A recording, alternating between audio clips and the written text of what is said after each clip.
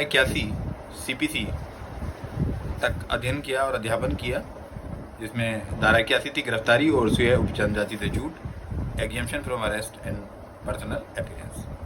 अब धारा 82 करेंगे, डिग्री का निष्पादन, एग्जीक्यूशन ऑफ डिग्री।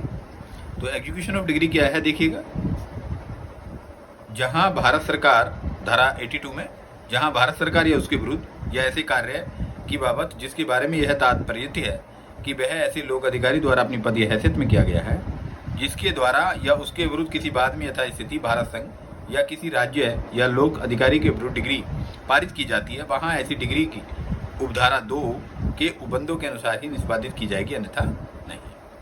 यानी कि where in a suit by और अगेंस्ट द गवर्नमेंट और by against a public officer in respect of any act and purporting to be done by him in his official capacity, a degree is passed against the Union of India or state, or as the case may be public officer, such degree shall not be executed except in accordance with the provisions of subsection 2।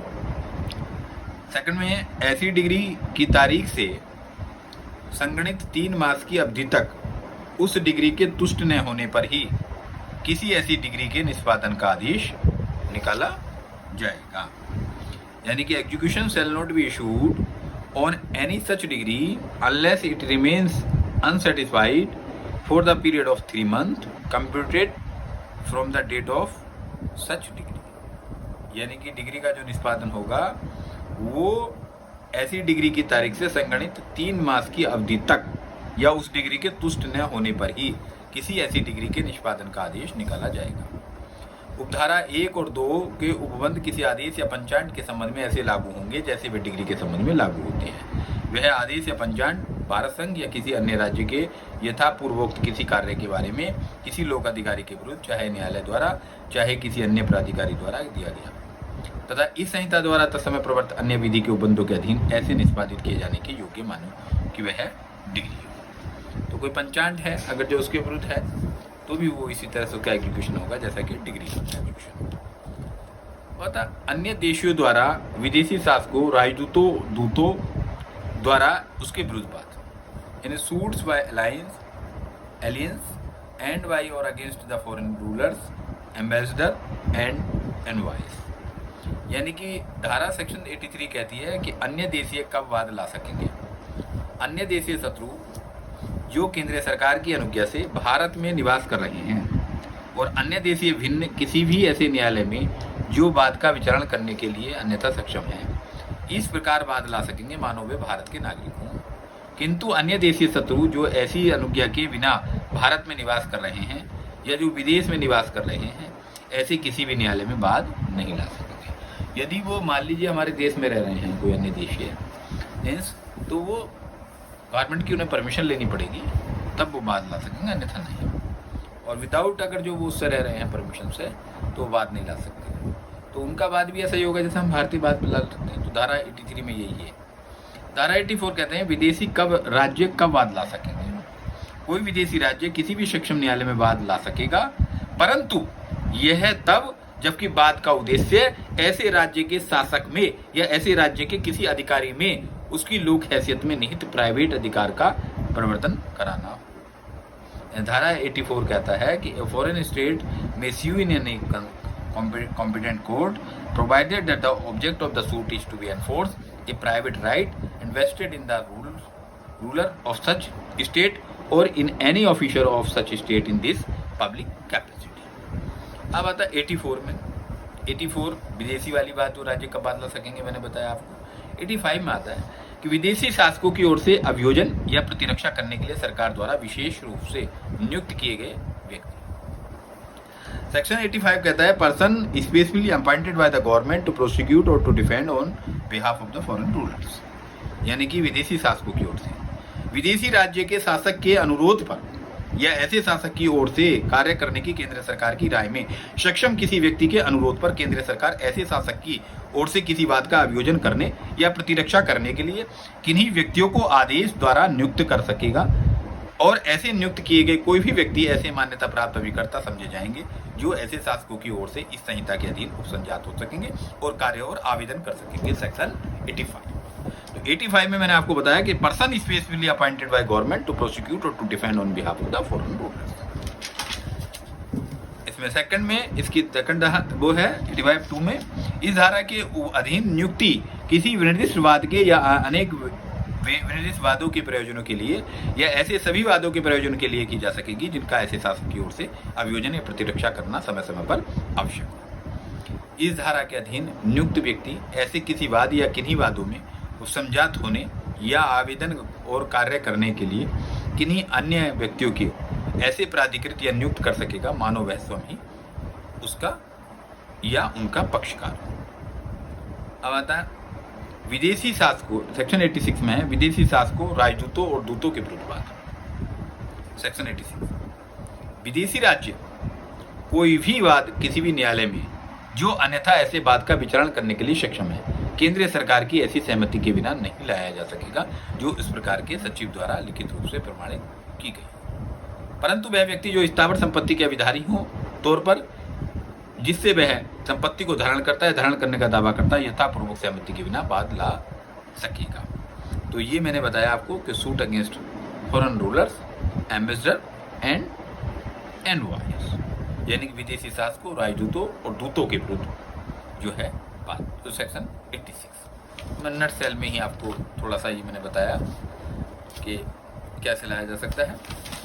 और 87 में style of foreign rulers as parties to suit, विदेशी शासकों का वादों के पक्षकारों के रूप में अभिनय। विदेशी राज्य का शासक अपने राज्य के नाम से वाद ला सकेगा और उसके विरुद्ध वाद उसके राज्य के नाम से लाया जाएगा, परंतु धारा 86 में निर्दिष्ट सहमति देने में केंद्र सरकार शासक के विरुद्ध वाद किसी अभिकर्ता के नाम से या किसी अन्य नाम से लाए जाने का निर्देश दे सकेगी। 87 का में विदेशी राज्य और शासक की परिभाषाएं दी गई हैं। विदेशी राज्य से भारत से बाहर का ऐसा कोई राज्य विपरीत है जो केंद्र सरकार द्वारा मान्यता प्राप्त है। विदेशी राज्य के संबंध में शासक से ऐसा व्यक्ति विपरीत है जो उस राज्य के अधिपति के रूप में केंद्र सरकार द्वारा तत्समय मान्यता प्राप्त है। हर न्यायालय इस तथ्य की न्यायिक अपेक्षा करेगा कि कोई राज्य केंद्र सरकार द्वारा मान्यता प्राप्त है नहीं, कोई व्यक्ति राज्य के अधिनीति के रूप में केंद्र सरकार द्वारा मान्यता प्राप्त है या नहीं। तो मैंने बताया आपको definition of foreign state and ruler के बारे में, राइट। अब आता है suit against rulers of former Indian states, यानी भूतपूर्व भारतीय राज्यों के शासकों के विरुद्ध वाद। धारा 87 कहाँ में है? ये भूतपूर्व भारतीय राज्यों के शासकों की धारा 85 और 86 का लागू संविधान के प्रारंभ से 26 जनवरी 1950 से विपरीत है।